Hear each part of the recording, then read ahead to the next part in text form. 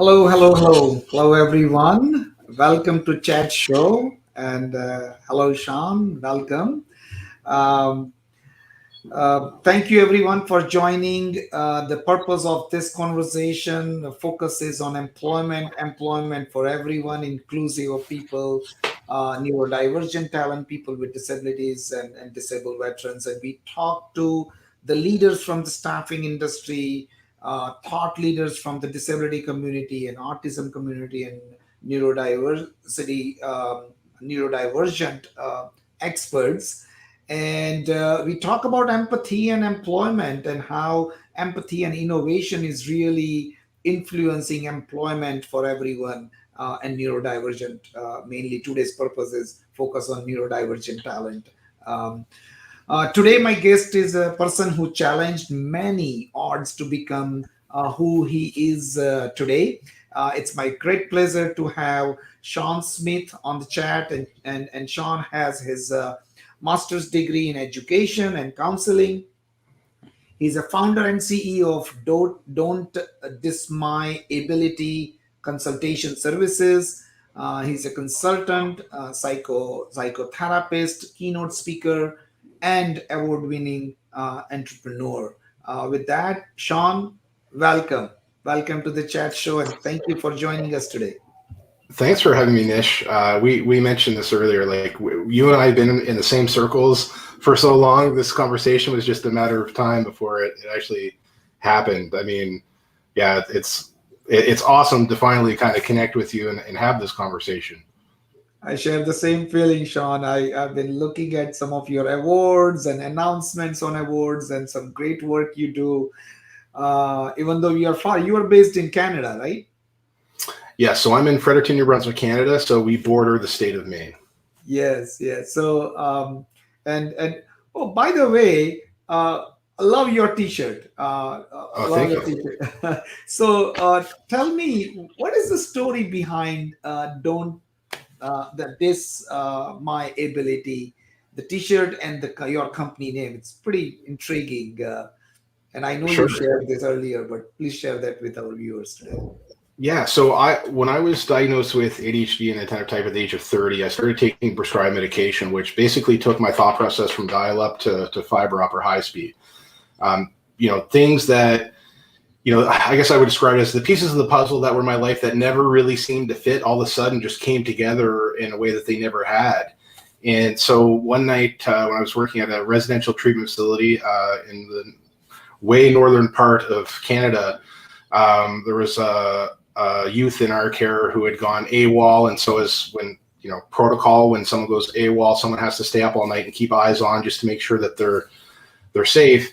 And I had this beat in my head, and I started writing this rap, which turned out I turned into a poem because I'm not much of a rapper. But in that, "Don't Diss My Ability" just kind of came out, and it just really kind of summed up everything for me of all these people in my life who told me that I was dumb or stupid or that I wouldn't amount to anything, or that I was just taking up space. It just kind of hit me that I'm actually quite smart, and all of this negative talk, all this negative language that was kind of thrust upon me, that kind of led to this self-fulfilling prophecy of me believing all these negative things that I was being told, and kind of coming out of my shell, and "Don't Diss My Ability" just kind of came out of that, and much later became the name of my business. It just always So stuck with me. that's so amazing, and it's a very interesting way to looking at the disability, but more than anything, delivering that message to first to ourselves and then to the world. So that is so very creative and very a unique way to deliver the message. That's amazing. So Shawn, when we spoke earlier, you briefly mentioned that you are emotional and intuitive, empath, and Correct. I found it very fascinating, and would love to know more. Tell us a Sure. little bit about Yeah. So there are many different types of empaths, but I identify most with the emotional and intuitive. So the emotional piece means that I feel and read people's energy. And so I can walk into a room with a small group of people, and I kind of feel the vibe in the room. And it, if something negative happened, I walk in, I feel it right away. If it's a lot of happiness, that's great. I also feel that too, but we take that on. And so part of the challenge of being an emotional empath and going to, say, like a conference, there's just so much energy to read that it can cause anxiety, social anxiety. The intuitive empath part means that within moments of observing someone or speaking to them, I know how authentic and genuine they are, which could be a blessing, but it can also be a curse. I don't like to have fake conversations or fake relationships with fake people. So the thought of having to do that, and again, being involved in the startup community, being at a large conference, my experience is that a lot of people are trying to sell. They're trying to convince you that they or their product or whatever it is the best. And I just don't subscribe to that. Like I try to teach, or I try to think of each conversation as an opportunity for impact. The person I'm speaking with is likely not going to be my customer, and that's okay. I'm not trying to sell myself or what I do to them. I'm just trying to have an impactful conversation, and the ripple effect of that will organically create opportunities or not. But so the intuitive part, I find interesting. It also can make your circle of network or people you call friends pretty closed off sometimes, right? Which can also be a challenge in and of itself. Yeah, so that's the way I see that. That's really, so you have a very special eye, which you see the world and take that energy, positive or energy, and then that's how you drive your activities. So tell me how that quality or that strength is really helping you as an entrepreneur. Some thoughts on that? Sure. Well, I mean, it has definitely helped because I think as entrepreneurs, and I guess I'll start by saying, Nish, that I feel like there are more entrepreneurs who are diagnosed or undiagnosed than there are without. That's been my experience. When I first got involved with the startup community, I kind of got pushed in. A friend kind of insisted I get involved. I didn't really see how I fit because I am my own product. Whereas, other entrepreneurs would have a product or an app or something. But when I got involved, entrepreneurs just started flocking to me left, right, and center, sharing their stories. And so I think it has helped me to develop a lot of really good, meaningful connections that way. Yes, there are a lot of people who, maybe they aren't all that they say they are, but I think it helps me to really hone in and create genuine relationships with good people. And I think it's really served me well that way. Yeah, and I can definitely see that. And in my experience, in my case, it has helped me build that trusted partnership, right? Because when you feel that energy, you have that positive attitude towards building that relationship and partnerships. So, and entrepreneurs world, its partnership is everything, right? How we partner with at personal level or organization level, and it has helped. So I'm pretty sure you must have experience. So as an entrepreneur, tell me a little bit about your entrepreneurial journey. What motivated you to become entrepreneur? Well, I would say primarily it was having worked in the disability sector and recognizing that a lot of the services provided were created by people without disabilities for people with disabilities, which I don't know. I took issue with as somebody who self-identified as having a disability and trying to advocate for myself within a disability-related organization. I just didn't think it should have to be that hard. I saw a gap of people who were being underserved by people they could relate with. And when I first started my business, I was not doing what I'm doing now. I actually was helping people with hidden tax credit for people with disabilities, and I was able to access it by myself. For myself, and get a return of $15,000 back through Canada Revenue, and was able to help other people access this. The most I was able to get back was for an elderly couple who cared for their disabled grandson.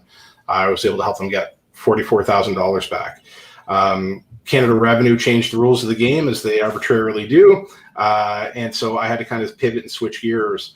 And a friend of mine who was a director for a First Nations community was looking for someone to provide counseling for families of kids with ADHD, and thought that I would be a good fit. And I just really kind of got into that groove and haven't really looked back. I just really found my niche area of being able to connect with people in a genuine way. And part of that is in sharing my story and insight of things my parents tried, why they never worked out, but also the experiences that I draw from and having 22 different jobs.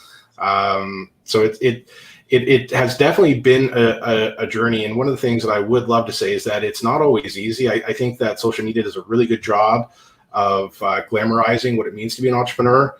But I really would like people to take away that it's a lot more than headshots and one-liners. Like, there have been times when, we didn't have a lot of money.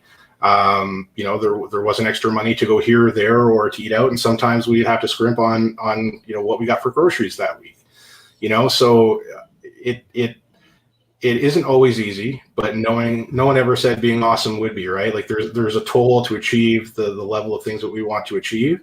But it's always worth it. It's definitely always worth it, but it's never that easy. It's never as easy as it seems. That's for sure. Absolutely. So that is so cool that as an entrepreneur, you started building the solution for yourself. And once you have that proof of concept and working model, you started expanding that to others. Oh, that is a true entrepreneurial approach, right? And in fact, when you were telling us your story and background, I was thinking we did pretty much the same. We hired individuals, neurodivergent talent, and we when we were working on education, some application apps, and very similar story. But going back to you and your entrepreneurial journey, Shawn, as we all have that social anxiety, and we all know that as an entrepreneur, that can be it's not helping all of us as an entrepreneur. So from as a child growing up with ADHD and how you have overcome that anxiety and become a successful entrepreneur. Sure. So I was diagnosed with ADHD when I was 30. I'm also autistic and just got that diagnosis a couple of months ago. So I would say that, the best way for me to describe it is that I felt like I was wrongfully imprisoned in my own head. It really was my version of hell. What I thought was coping, I've now realized was me masking and created a lot of anxiety, stomach problems, bowel problems, lack of self-confidence, self-worth. And again, that self-fulfilling prophecy of, the people in your world who you love and trust are saying these things about you, so then they must be true, right? So there's definitely that challenge. And I think coming out of that and how I work through it now, in the context of social anxiety, is I'm self-aware enough to know that if there's an opportunity for my mind to worry or wonder, it's going to go there. So when I go to a conference, I'm an avid volunteer.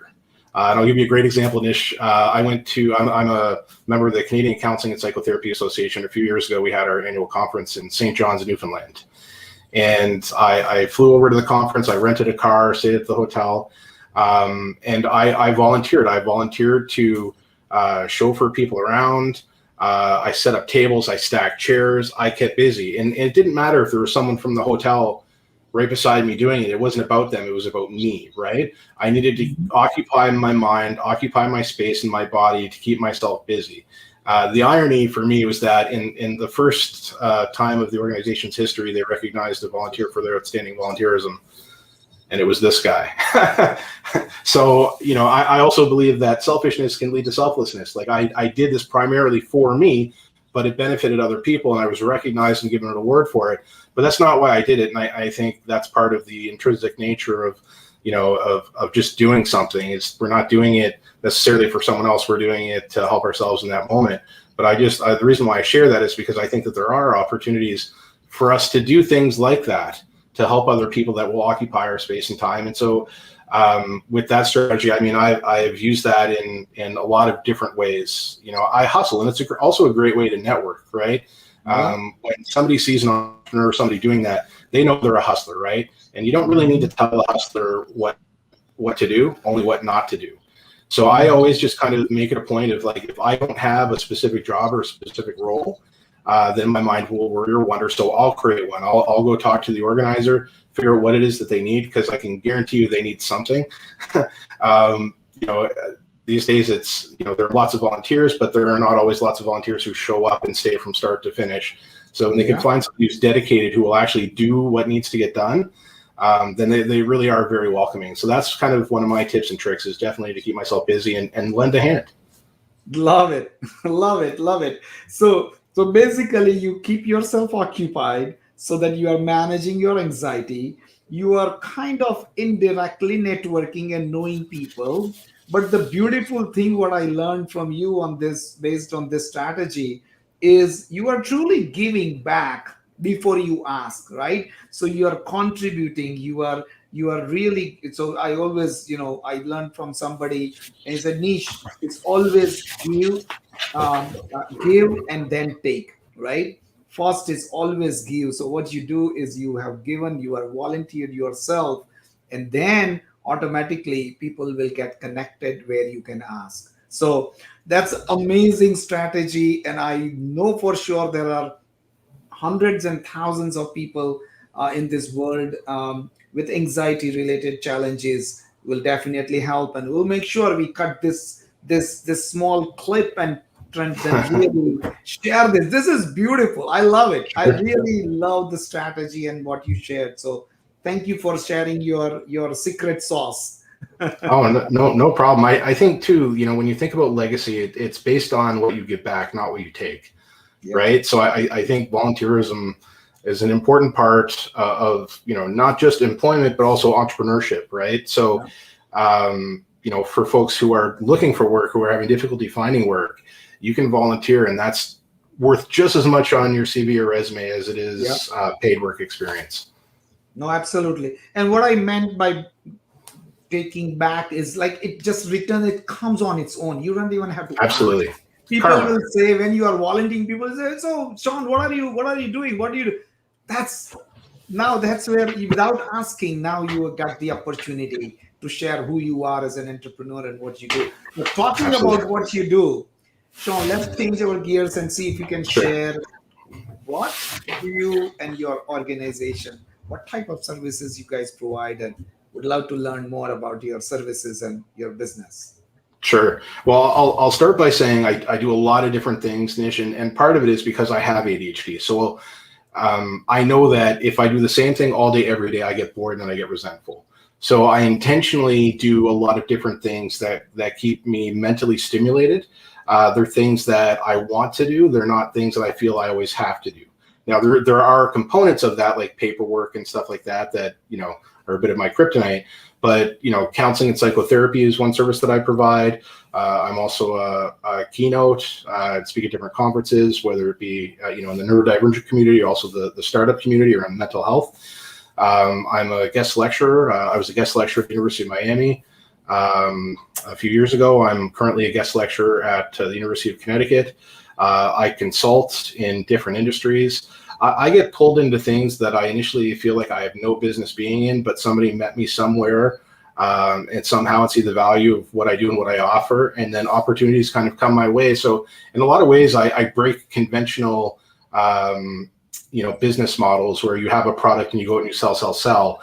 For me, I kind of take it and flip it upside down. Of people meet me, see the value of who I am, and then they think of ways for us to collaborate and work together. I also have a community arcade. I very much, like, I always try to think about, you know, what is it that I love and how do I turn this into something? I bought an old arcade that I had somebody working on. My office is in a community center, and when COVID's gone and I can find somebody to come back in and work on it, the arcade will go out into the community center, and the money that goes into it will go to fund programs for people who can't afford them. So I'm always trying to think of innovative, different things to do. And part of that, you know, that kind of trickles into My hobbies of, I'm an amateur chef and chocolatier. I taught myself how to play harmonica. I'm not that great, but I still practice. But I always kind of push myself to learn different skills so that I'm constantly learning. I don't stay stagnant, because I think not having something to look forward to that we're genuinely interested in is kind of like our version of moving backwards, and that's not where we're at or what we do. So I'm constantly trying to push myself in whatever I do to teach myself new skills. So amazing. Lifelong learning, right? That's what we all Absolutely. do. And so any latest and greatest during this pandemic where everybody is facing challenges, anything you have been working on which you think it has helped you, or any thoughts on that last year and a half, anything new? Oh, there's all kinds of things new and all kinds of things have happened. A lot of people talk about a second or a third wave of COVID. I think we're still kind of waiting for our first wave of mental health challenges to come up. I really don't think that those have been addressed. For me, it's been a lot of reflection and self-growth and trying to think about different opportunities. I always try to think low risk, maximum reward. So I have looked at, different ideas that I could turn into projects. One of them is as we spoke about, the virtual reality project that I'm working on with a company called Spendrel Media. Jeff Mundy's the founder. He's also a professor at the University of New Brunswick. And so in that time of self-reflection, I was thinking about, all the things that I struggled with as a kid. And one of those things was cleaning my room, and my parents asking me to clean my room, and I would go and I would clean my desk, and then my parents would walk in and they'd say, "Hey, you've been in here for an hour. You haven't even touched your room." I'd be like, "Oh, well, look at my desk drawer. It's like really organized." I would say, "I don't care about this. Look at all the crap on your, and the junk on your floor." So I came up with the idea of creating a virtual reality experience where we can teach neurodivergent kids and adults how to clean their room in a virtual space, and then take that skill and apply it to the real world. And so we'll be crowdfunding for that, but it's very exciting. So I kind of took that time to think of some ideas and how I could explore those, and I have a whole list of apps, inventions, and ideas. But again, I try to use the model of low risk, maximum reward to try and figure out how I can work with somebody who can take the vision, because I consider myself more of a macro thinker, big picture thinker. I need somebody in my world who can help me with some of the micro stuff. So I was able to team up with a company who's going to help me bring that vision to life. So that's very exciting. That is so amazing. That's amazing. When you were talking, I just came to, I was thinking about myself, and I said, wait, I can be trained, but that motivation to taking the action Right. and cleaning up my room, because my room here is just, and my family has the same challenges and complaints. But anyway, let's move on, and let's talk about some of the programs which we talked earlier, and you said, there are a lot of programs the neurodivergent learners can be helped during the high school to ultimately college. So share some of your thoughts. What is really has worked for you, and what are you seeing in the education system which can help individuals, neurodivergent talent? It's tricky. I mean, it's different in Canada than it is in the States. The States are far more progressive than we are. So I definitely get frustrated being where I'm at. I think I mentioned this to you before. Like, I have more followers in Florida than I do all of Canada. And having worked in Maine and coming back to Canada is not a step back in time. It's a giant leap. So in Canada, I would say that we're not doing as good of a job as we should be. We still operate from a deficit-based charity mindset of poor them, this is what's wrong with them. And instead of looking at it through more of a neurodivergent lens of this isn't what's wrong with the person, this is what's right with them. And how do we tap into their strengths? So for me, in working with students, I try to find what it is they're passionate about, and then use that as the context for learning and communication. That's kind of, that's the secret recipe. That's the secret sauce, really. I think that we spend too much time trying to get people to fit into our world and with rarely exploring how we can fit into theirs. So I think that for a lot of people, most people, we have three ages. We have our physical age, we have our emotional age, and our intellectual age. And we keep talking to people at their physical age when we should be really trying to communicate with people at their emotional age. And that's kind of the big miss, right? And for me, that's the difference between being spoken to and spoken at. Somebody who's speaking at you is not able to connect with you on the same level. And so there's a lot of missing that happens, especially in the education system, because if we're giving all the kids the same book to read because they're the same age, but not everybody's reading level is at the same place, we're actually doing a disservice to the kids, right? And so I have a lot of different things that I've come up with, but if the goal of inclusion is to get students with disabilities to be more like students without disabilities, that's actually assimilation, not inclusion, right?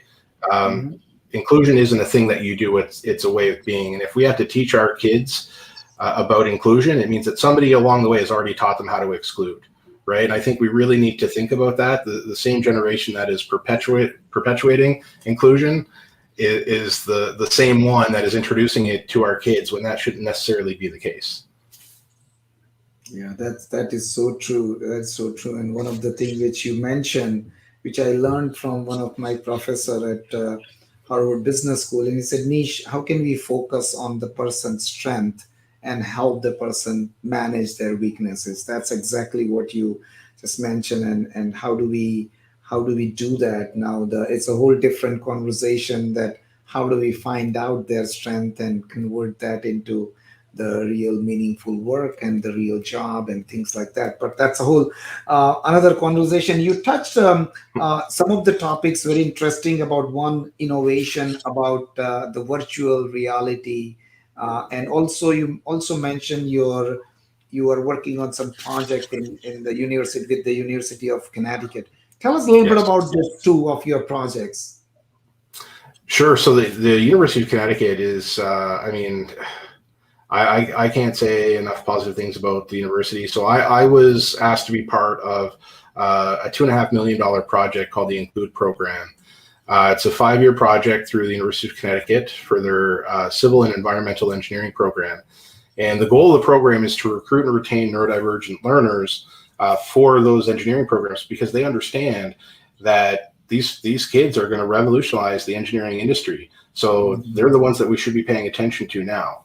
And so I think from an academic standpoint, from an academic institution, I think that's a huge shift in perception around how we go about recruiting students. From the academic standpoint, what I love about the innovative side of the project itself is giving the students the flexibility to show the knowledge that they've acquired in different creative facets or outlets that which is their gift. And so they can have conversations with their profs or instructors about, there's an assignment or a test or a quiz. They can go have a conversation with their professor and say, hey, I would like to make a movie about this, or I would like to make a rap song, or whatever it is. As long as they can show that they have a good understanding of the content or the material, then how they produce it in the end doesn't really matter. Right? If someone is able to show that they understand the content more through a video that they create than sitting in an auditorium with however many other people writing an exam, which one are they going to take more out of? Well, they're going to take more out of the one where they were able to, apply themselves contextually to the material, because then it's relevant to them, right? They're going to get so much more out of it and be so much better prepared to be engineers in whatever field that they choose, that it's just, it seems like common sense. And I know that you and I have talked about this, but unfortunately it's not common sense for everybody. But I think that this is the way that things are going to go. So for me to be involved in a project this magnitude is just, very humbling. It's a huge feather in my cap. And I am a huge ambassador for the university and what they're trying to do, because I applaud them. I don't know of any other type of program of this kind, and I think that it will be the baseline for other educational institutions to kind of look at to see how they can start including this into their own academic faculties. Oh, that is so amazing. And that itself can be another research project, that how this funding and how this model is going to impact, because we all know that the taking the ownership, and when it comes to engineering and innovation, is so important. And we know that neurodivergent talent are very different thinkers, and they can bring in a lot of innovation. And when we combine their strength with that formal education and some of the best practices and the framework, and if we can guide them and help them learn so that they can implement some of those best practices and truly innovate. Talking about the innovation, before we close, we are almost 2:30 now. Before we leave, before we let you go, if I may ask you last question about innovation, tell us, what role does innovation play in simplifying neurodiversity hiring? In my view, some of the programs are truly over engineered, and we don't have to do that. You touched that a little bit, but tell us your views, and how do you see that really creating or promoting employment for neurodivergent talent? Sure. So I think, my role in working as kind of a go-between between employers and employees is helping to develop, custom-made resources. And from the employer's standpoint, sometimes they think, oh, this is going to be costly. My approach to business is that this is either going to make you money or it's going to save you money. Otherwise, I wouldn't be here, because I'm not going to waste my time. I'm not going to waste your time. And I'm certainly not about wasting somebody's money. So anytime I approach this, it's always from, I'm going to save you money, or I'm going to make you money. And so, a lot of the resources that I help develop are to make the job easier. When they're said and done, they seem pretty basic. But what I love about them is that when that person leaves, the employee leaves, that resource always stays. So developing a resource for a new hire just makes the onboarding process that much easier for anyone else that they bring into the company. Because chances are that resource was needed, but maybe they didn't have access or the opportunity to have it created at that time.